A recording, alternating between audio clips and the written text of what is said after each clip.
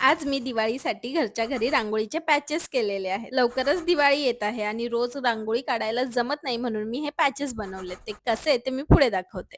त्याआधी सकाळी पहिलं रोजचं रुटीन फॉलो केलं डिटॉक्स वॉटर पिऊन. त्यानंतर ब्रेकफास्टमध्ये आज फक्त फ्रूट सॅलड घेतलं होतं.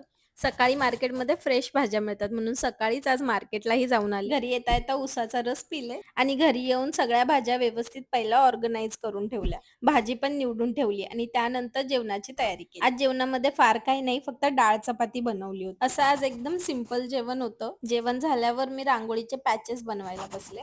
पहिल्यांदा मला कोणते कोणते डिझाईन्स करायचे आहेत ते मी डाउनलोड करून घेतले. त्यानंतर प्लास्टिकच्या पेपरवर त्याची ड्रॉइंग काढून घेतली. पहिल्यांदा फेविकॉल लावायचा आणि त्यानंतर त्याच्यावर रांगोळी पसरून घ्यायची आणि अशा प्रकारे तुमचे पॅचेस तयार होतील. त्यानंतर मेकअप पेजसाठी मला रील एडिट करायची होती, ती करून घेतली आणि आजचा वॉक कंप्लीट करायला मी गार्डनमध्ये निघून गेले.